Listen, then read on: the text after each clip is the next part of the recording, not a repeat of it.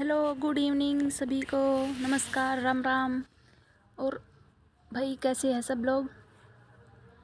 मैं बिल्कुल ठीक हूँ। और आज हम करने वाले हैं क्लास 6 के चैप्टर 9 को। कल हमने 8 लेसन को किया था, यानी अब से पहले हमने 8 लेसन कंप्लीट कर लिए हैं हिस्ट्री की क्लास 6 के। और अब हम 9 चैप्टर को करेंगे। उसके बाद 10 चैप्टर और 11, यानी कि आपके 2 चैप्टर बाकी बचेंगे, जिनको हम कल या परसों तक कंप्लीट करवा देंगे। हो सके तो हम एक ही दिन में दोनों को एक साथ ही कंप्लीट करवा देंगे, लेकिन उसके बाद हम करेंगे हमारी हिस्ट्री। और हिस्ट्री तो हमारी कंप्लीट हो जाएगी, पॉलिटिकल और ज्योग्राफी की क्लास को, और दोनों को हम एक साथ ही लगाएंगे सीरीज। जैसे कि मॉर्निंग में शायद हम ज्योग्राफी की लगा दें और इवनिंग में आपकी पॉलिटी की क्लास आपको मिल जाएगी। तो आप मेरे चैनल पर बने रहना, और मेरी वीडियो को अच्छी लगे तो लाइक करना और कमेंट करके हमें मुझे बताना कि आपको समझ में कितना आ रहा है, क्या कमी रह जाती है मेरी वीडियो में, आप मुझे गाइड कर सकते हैं। चलिए देखते हैं हमारी आज की वीडियो। आज की हमारी वीडियो में हम जानेंगे व्यापारी के बारे में। जो लोग व्यापार करते हैं, दूसरे देश से इधर आते हैं और हमारे देश से जो चीज़ें हम वहाँ पर निर्यात करते हैं, इन सब के बारे में। व्यापारी राजाओं के बारे में, राजा कनिष्क के बारे में।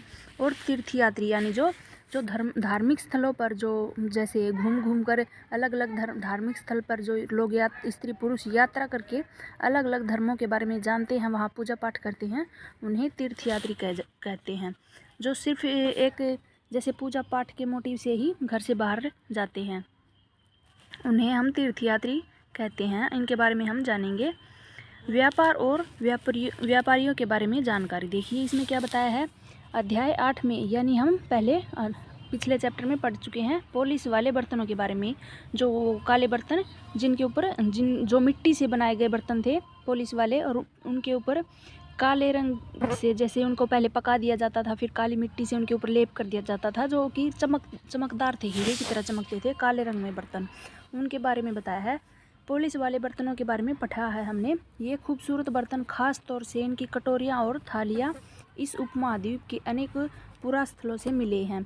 सवाल उठता है कि इन जगहों पर ये बर्तन कैसे पहुँचे होंगे, यानी ये सवाल उठता है कि उन जगहों पर कैसे वे बर्तन पहुँचे, क्योंकि वहाँ के लोग पहले यूज करते थे, और जो लोग हैं पुरातत्वविद उनके खोज में ये मिले हैं। ऐसा अनुमान लगाया जाता है कि जहाँ ये बनते थे वहाँ से व्यापारी इन्हें ले जाकर अलग अलग जगहों पर भी बेचते थे। बताया है कि एक जगह पर वो बनते थे और जो व्यापारी थे उनको बर्तनों को ले जाकर अलग जगह पर बेच देते थे, इसलिए वे अलग अलग जगह भी हमें मिले हैं। दक्षिण भारत सोना, मसाले और ख़ास तौर पर काली मिर्च और कीमती पत्थरों के लिए प्रसिद्ध था। दक्षिण भारत किस चीज़ के लिए प्रसिद्ध था, ये नोट करने वाली बातें हैं कि एक जगह हेडिंग बनाकर लिखने ना, दक्षिण भारत फिर डैश सोना, मसाले और काली मिर्च, कीमती पत्थर। और काली मिर्च जो है रोमन में इतनी मांग थी काली मिर्च की कि इसे काले सोने के नाम से, काला सोना किसे कहते हैं, काली मिर्च को, रोमन साइड में व्यापारी इन सामानों को समुद्री जहाज़ों और सड़कों के रास्ते से रोम पहुंचाते थे। दक्षिण भारत में ऐसे अनेक रोमन सोने के सिक्के भी मिले हैं। इससे यह अंदाज़ा लगाया जाता है कि उन दिनों रोम के साथ बहुत अच्छा व्यापार चल रहा था। दक्षिण भारत और रोम के बीच काफ़ी अंडरस्टैंडिंग थी और आयात और निर्यात कंटिन्यू रहता था। आगे देखिए, व्यापारियों ने कई समुद्री रास्ते खोज निकाले थे, क्योंकि उनका काम ही ये था, अपने जो चीज़ों को आयात निर्यात करते थे तो उनको रास्ते तो अलग अलग शॉर्टकट निकालने के लिए खोजने पड़ते थे। इनमें से कुछ समुद्र के किनारे चलते थे, कुछ अरब सागर और बंगाल की खाड़ी पर पार करते थे। नाविक मानसूनी हवा का फ़ायदा उठाते थे। जो मानसूनी हवा थी इधर उधर चेंज होती रहती थी मानसून के अनुसार, उस हवा का वो फ़ायदा उठाते थे, अपनी यात्रा जल्दी पूरी कर लेते थे। वे अफ्रीका या अरब के पूर्वी तट से, क्या लिखा है, अफ्रीका या अरब के पूर्वी तट से इस उपमहाद्वीप के पश्चिमी तट पर पहुंचना चाहते थे, तो दक्षिण पश्चिमी मानसून के साथ चलना पसंद करते थे, क्योंकि एक जो है हवा का जो है बहाव है उसके विपरीत जाएंगे तो काफ़ी हमें मुश्किल होगी। अगर हम हवा के एक साथ हवा की दिशा में ही अगर हम चलेंगे, पानी में चले या फिर किसी भी तरफ, तो हमारा चलना बहुत आसान हो जाता है, और अगर हम उसके विपरीत चलेंगे तो हम इतनी आसानी से नहीं जा पाएंगे। इसलिए बताया है कि उन्होंने पश्चिमी तट पर पहुंचना हो तो वे दक्षिण पश्चिमी मानसून के साथ ही चलना पसंद करते थे। इन लंबी यात्राओं के लिए मजबूत जहाज़ों का निर्माण किया गया था। काफ़ी लंबी यात्रा लोग करते थे।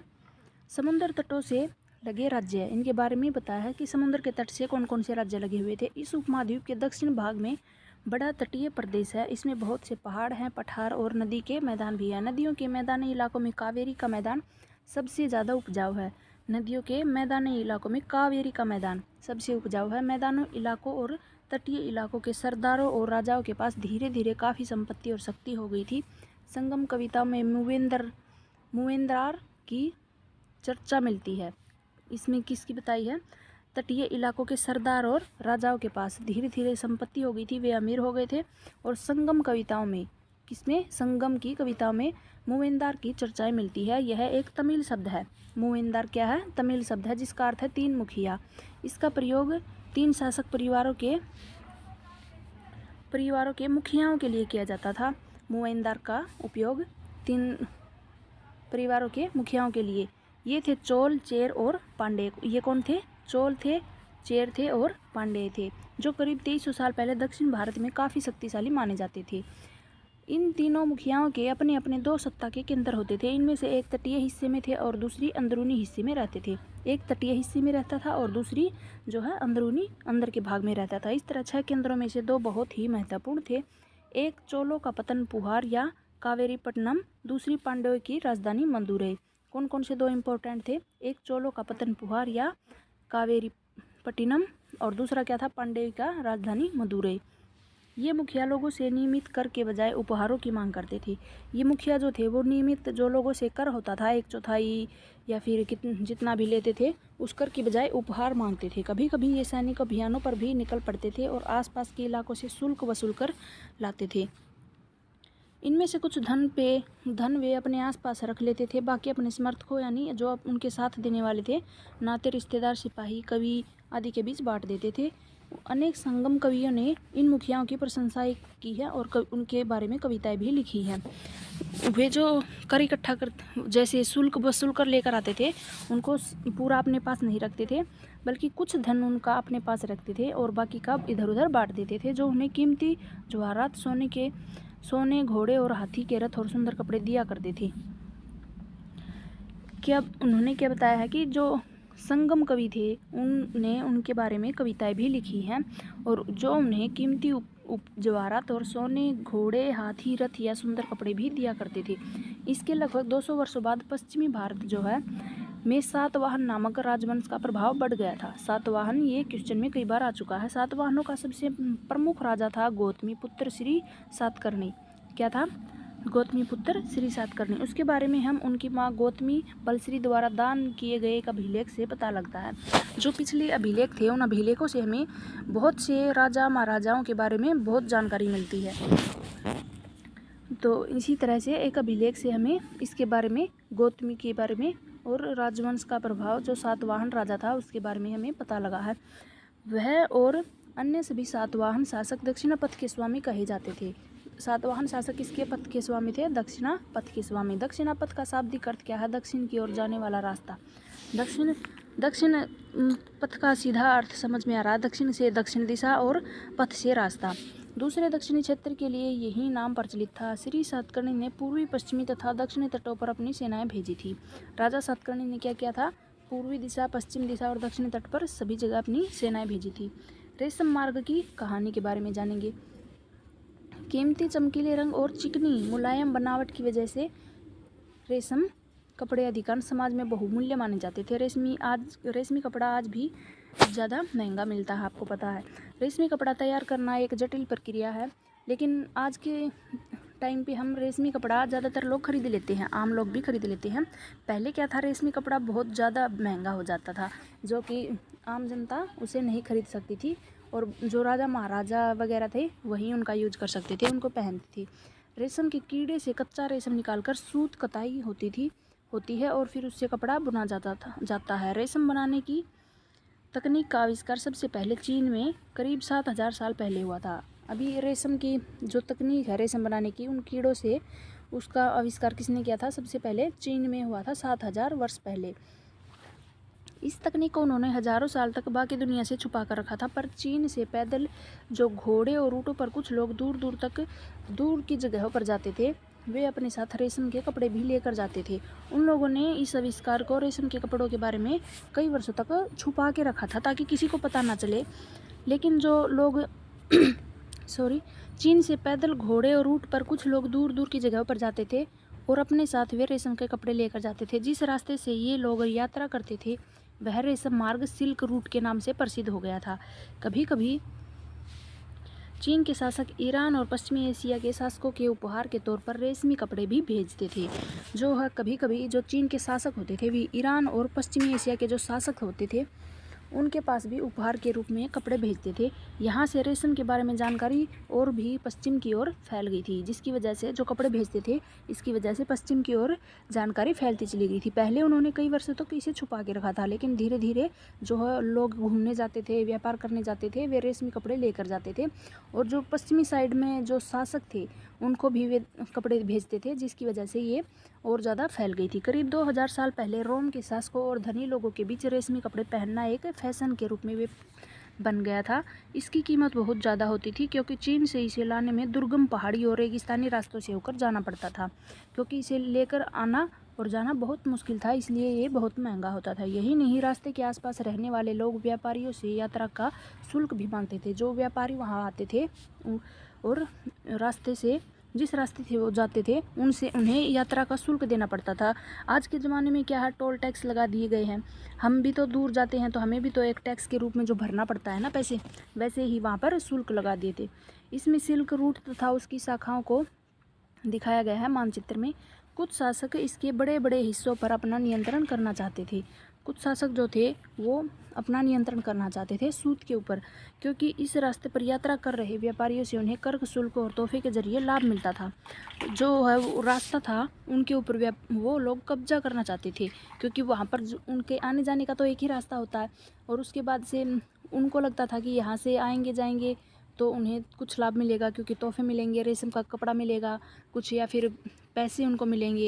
इस वजह से उनको कब्जा करना चाहते थे। ये शासक इन व्यापारियों को अपने राज्य से गुजरते वक्त लुटेरों के जो आक्रमण होते हैं उनसे भी सुरक्षा देते थे। सिल्क रूट पर नियंत्रण रखने वाले शासकों में सबसे प्रसिद्ध कौन था? कुषाण शासक था।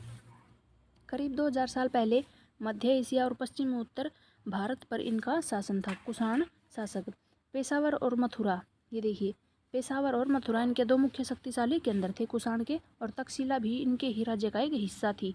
इनके शासनकाल में ही सिल्क रूट की एक शाखा मध्य एशिया से होकर सिंधु नदी के मुहाने के पतनों तक जाती थी।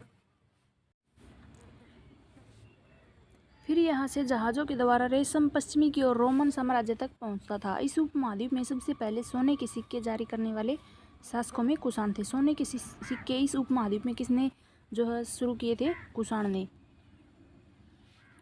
सिल्क रूट पर यात्रा करने वाले व्यापारी इनका उपयोग किया करते थे। आगे देखिए, बौद्ध धर्म का प्रचार प्रसार। कुषाणों का सबसे प्रसिद्ध राजा था कनिष्क। उसने करीब 1900 साल पहले शासन किया था। उसने एक बौद्ध परिषद का गठन भी किया था, जिसमें एकत्र होकर विद्वान महत्वपूर्ण विषयों पर विचार विमर्श करते थे। बुद्ध की जो जीवनी है बुद्ध चरित्र के नाम से कवि अश्व घोष कनिष्क के दरबार में जो रहते थे उन्होंने लिखी थी। ये देखिए, बुद्ध की जीवनी किसने लिखी थी? बुद्ध चरित्र के नाम से। ये बुद्ध चरित्र बुद्ध की जो है जीवनी है, और कवि का नाम है अश्व घोष, जो कनिष्क के दरबार में रहता था। अश्व घोष तथा अन्य बौद्ध विद्वानों ने अब संस्कृत में लिखना भी शुरू कर दिया था। इस समय बौद्ध धर्म की एक नई शाखा महायान का भी विकास हुआ था, और इसकी दो मुख्य विशेषताएं थी। पहले मूर्तियों में बुद्ध की उपस्थिति सिर्फ कुछ संकेतों के माध्यम से ही दर्शाई जाती थी। पहले के टाइम में क्या बताया था, जो बुद्ध की उपस्थिति थी वो कुछ संकेतों के माध्यम से, जैसे पीपल का पेड़ लगा दिया, क्योंकि उन्होंने पीपल के पेड़ के नीचे ही तो सारी सिद्धियाँ प्राप्त की थी, ज्ञान प्राप्त किया था। वैसे ही मिसाल के तौर पर उनकी निर्वाण प्राप्ति को पीपल के पेड़ की मूर्ति द्वारा दर्शाया जाता था। पर अब बुद्ध की प्रतिमाएं बनाई जाने लगी थी। इसमें से अधिकांश मथुरा में और कुछ तक्षशिला में बनाई जाने लगी थी बौद्ध की मूर्तियाँ। ये आगे देखिए आपको देखने को मिलेंगी। दूसरा परिवर्तन क्या था? बोधिसत्व में आस्था को लेकर आया था। बोधिसत्व उन्हें कहते हैं जो ज्ञान प्राप्ति के बाद एकांतवास करते हैं, जो ज्ञान प्राप्त करने के बाद एकांत में वास करके ध्यान साधना कर सकते हैं। लेकिन ऐसा करने की बजाय वे लोगों को शिक्षा देने और मदद करने के लिए सांसारिक परिवेश में ही रहना ठीक समझने लगे थे। पहले का मानना था कि वो लोग ज्ञान प्राप्ति करें, साधना करें और एकांत में जाकर के सिद्धि साधना अपनी करने लगे, लेकिन उन्होंने इस बात में भी चेंज कर दिया था। दूसरा परिवर्तन यही आया था कि वो लोग ज्ञान प्राप्त करते थे, साधना करने की बजाय लोगों के बीच रहकर उसके बारे में सबको ज्ञान देते थे। धीरे धीरे बौद्धिस्तों की पूजा काफ़ी लोकप्रिय हो गई थी। धीरे धीरे बौद्धिस्तों की पूजा काफ़ी लोकप्रिय हो गई थी और पूरे मध्य एशिया और चीन के बाद कोरिया और जापान तक भी फैल गई थी। बौद्ध धर्म के प्रसार पश्चिमी और दक्षिणी भारत में हुआ था, जहां बौद्ध भिक्षुओं के रहने के लिए पहाड़ों में दर्जनों गुफाएं खोदी गई थी। आगे देखिए, मथुरा में बनी एक बुद्ध की प्रतिमा दाईं तरफ, ये देखिए, ये मथुरा में बनी है और ये तक्षशिला में बनाई गई बुद्ध की प्रतिमाएं हैं। इनमें से कुछ गुफाएं राजा और रानियों के आदेश पर बनाई गई तो कुछ व्यापारियों और कृषकों के द्वारा बनाई गई थी। इनमें से ज़्यादातर गुफाएं पश्चिमी घाट के दर्रों के पास बनाई गई और दक्कन के शहरों और तटों के समृद्ध बंदरगाहों और इन्हें जोड़ने वाली सड़कें भी इन्हीं दर्रों से होकर गुजरती थी। जो दक्कन के शहर और तट थे, वहाँ पर बंदरगाहों और इन्हें जोड़ने वाली सड़कें भी इन्हीं दर्रों से होकर गुजरती थी। ऐसा लगता है कि यात्रा करने वाले व्यापारी इन गुफाओं वाले मठों में विश्राम के लिए रुकते थे। क्या है, मठों में विश्राम के लिए जो व्यापारी आते थे वो रुक जाते थे। बौद्ध धर्म दक्षिण पूर्व की ओर श्रीलंका, म्यांमार और थाईलैंड तथा इंडोनेशिया सहित दक्षिण पूर्व एशिया के अन्य भागों में भी फैल गया था। ये देखिए, थेरवाद नामक बौद्ध धर्म का आरंभिक रूप जो है एक महायान शाखा थी बौद्ध धर्म की, उसका भी वो प्रचार प्रसार हुआ था और थेरवाद नामक बौद्ध धर्म का एक आरंभिक रूप भी आया था। इन क्षेत्रों में अधिक प्रचलित था तीर्थयात्रियों की एक जिज्ञासा। व्यापारी काफिलों में तथा जहाज़ों पर दूर दूर तक जाया करते थे। बहुत से तीर्थयात्री भी इनके साथ यात्रा पर निकल पड़ते थे। जो व्यापारी हैं वो जहाज़ में बैठकर एक जगह से दूसरी जगह व्यापार के मोटिव से जाते थे और जो तीर्थयात्री है वो पूजा और धर्म के मामले में उनके साथ ही निकल जाते थे, व्यापारियों के साथ। इस तरह भारत की यात्रा पर आया जो चीनी बौद्ध तीर्थयात्री था। भारत की यात्रा पर कौन आया था? चीन का बौद्ध तीर्थयात्री फासियन ये तीर्थयात्री था जो काफ़ी प्रसिद्ध है। वह करीब 1600 साल पहले आया था। बौद्ध धर्म चीनी यात्री, इस फासियन के नाम से आप इसको नोट कर लेना। ये चीनी यात्री था और 1600 साल पहले यहाँ पर आया था। ह्वेनत्सांग 1400 साल पहले भारत आया था और इसके करीब 50 साल बाद इत्सिंग आया था। ये इतना आप इसको नोट कर लेना। सबसे पहले कौन आया था? ह्वेनत्सांग, उसके 50 साल बाद इत्सिंग और फिर 1600 साल पहले फासियन आया था।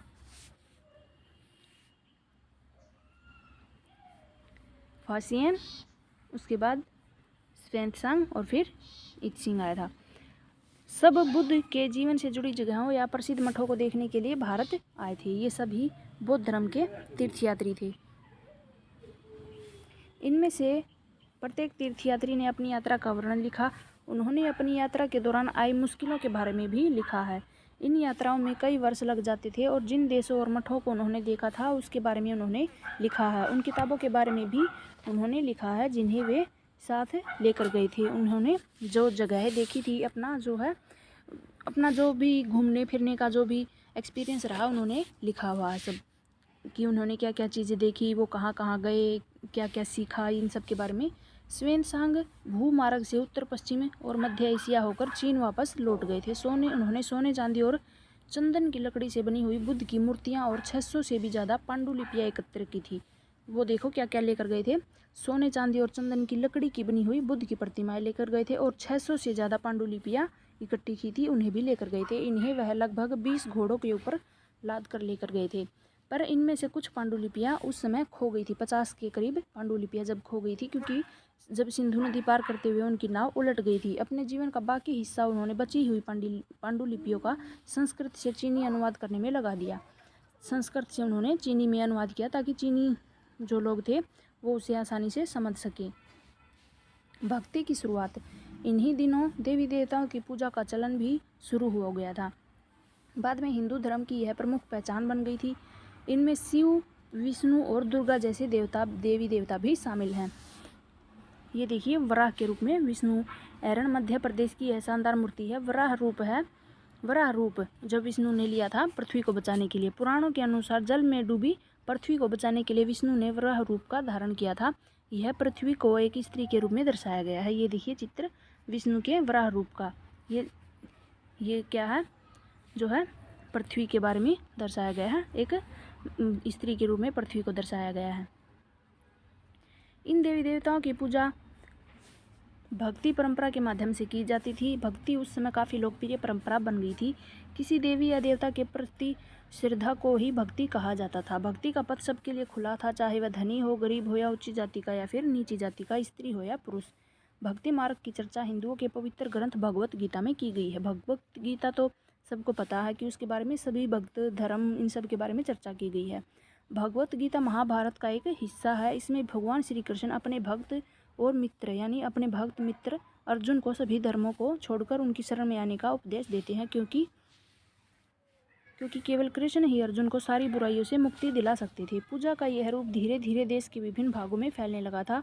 भक्ति मार्ग अपनाने वाले लोग आडंबर के साथ पूजा पाठ करने की बजाय ईश्वर के प्रति लगन और व्यक्तिगत पूजा पर जोर देते थे। आगे देखिए भक्ति के बारे में। भक्ति मार्ग अपनाने वाले लोगों का यह मानना था कि अगर आपने आराध्य देवी या देवता की सच्चे मन से पूजा की जाए तो वह उसी रूप में दर्शन देंगे जिसमें भक्त को उसे देखना चाहता है। इसलिए आराध्य देवी या देवता मानव के रूप में भी हो सकते हैं या फिर सिंह, पेड़ या अन्य किसी भी रूप में हो सकते हैं। जैसे जैसे इस विचार को समाज द्वारा स्वीकृति मिली, कलाकार देवी देवताओं की एक से बढ़कर एक खूबसूरत मूर्तियाँ तैयार करने लगे थे। ये ज़्यादा इम्पोर्टेंट नहीं है।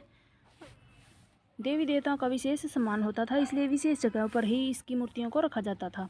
देवी देवताओं का जो है दिल में उनके देवी देवताओं के प्रति लोगों के मन में सम्मान था, इसलिए विशेष जगहों यानी मंदिर बनाए जाने लगे थे। इन स्थानों को मंदिर कहते थे। मंदिरों के बारे में हम 11 चैप्टर में पढ़ेंगे। भक्ति परंपरा ने चित्रकला, शिल्पकला और स्थापत्य कला के माध्यम से अभिव्यक्ति की प्रेरणा दी है। हिंदू शब्द क्या है, इंडिया शब्द की तरह सिंधु या इंडस से ही निकला है। यह शब्द अरबों और ईरानियों द्वारा उन लोगों के लिए उपयोग किया गया था जो सिंधु नदी के पूर्व में रहते थे। यही शब्द उनके धार्मिक विश्वास तथा सांस्कृतिक परंपराओं के लिए भी प्रयुक्त हुआ था। अन्यत्र आगे देखिए, करीब 2000 साल पहले पश्चिमी एशिया में ईसाई धर्म का उदय हुआ था। ईसाई धर्म का उदय पश्चिमी एशिया में हुआ था 2000 साल पहले। ईसा मसीह का जन्म बेथलेहम, जो उस समय रोमन साम्राज्य का हिस्सा था। ईसा मसीह ने स्वयं को इस संसार का उद्धारक बताया था। दूसरों को प्यार देने और उसी समय दूसरों पर विश्वास करने का उन्होंने उपदेश दिया था। जिस तरह हर व्यक्ति से प्यार और विश्वास की उम्मीद करता है, उन्होंने बताया कि जिस तरह से हम लोग दूसरों से विश्वास और प्यार की उम्मीद करते हैं, उसी तरह हम दूसरे लोगों को भी हमसे प्यार और विश्वास की उम्मीद है और हमें वह देना चाहिए। बाइबल में ईसा मसीह के उपदेश की कुछ बातें लिखी गई है। यहाँ उनका एक अंश दिया गया है। क्या दिया गया है? बाइबल के कुछ लाइनें यहाँ पर दी गई है। धन्य हैं वे लोग जो धर्म और न्याय के लिए भूखे प्यासे रहते हैं, उनकी कामनाएं पूरी होंगी। जो दयालु है वे धन्य हैं, क्योंकि उन्हें दया मिलेगी। धन्य हैं वे जो दिल से पवित्र हैं, क्योंकि वे ईश्वर के दर्शन कर सकेंगे। उन्होंने क्या बताया कि जो लोग देंगे वही उन्हें वापस मिलेगा, क्योंकि वे ईश्वर के दर्शन कर सकेंगे। धन्य है वे जो शांति स्थापित करते हैं, वहीं ईश्वर की संतान कहलाएंगे। ईसा मसीह के उपदेश साधारण लोगों को बहुत पसंद आए थे और धीरे धीरे ये पश्चिमी एशिया, अफ्रीका और यूरोप तक फैल गए थे। ईसा मसीह की मृत्यु के 100 सालों के अंदर ही भारतीय उपमहाद्वीप के पश्चिमी हिस्से पर सबसे पहले ईसाई धर्म प्रचारक पश्चिमी एशिया से आए थे। केरल के ईसाइयों को सीरियाई ईसाई कहा जाता है, क्योंकि संभवतः वे पश्चिमी एशिया से आए थे। वे विश्व के सबसे पुराने ईसाइयों में से एक है। सबसे पुराने ईसाई कौन है? केरल के ईसाई, सीरियाई ईसाई। केरल के ईसाई क्या है? सीरियाई ईसाई। आगे देखिए, आगे नहीं है, इतना ही था इस चैप्टर में। आगे हम 10 चैप्टर को कल हम कर लेंगे और 11 चैप्टर को शायद कल ही मैं करवा दूँ हो सके तो, या फिर परसों हमारा कंप्लीट हो जाएगा और परसों से मैं आपको ज्योग्राफी और पॉलिटिकल की क्लास प्रोवाइड करवाऊँगी। इसी तरह मेरी वीडियो को प्यार देना, और मेरी वीडियो में कुछ आपको मिस्टेक दिखे या फिर कुछ कमी दिखे तो आप मेरे को प्लीज़ बताना।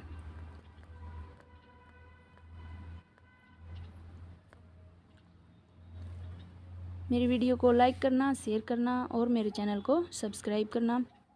धन्यवाद आपका। Good luck, bye bye.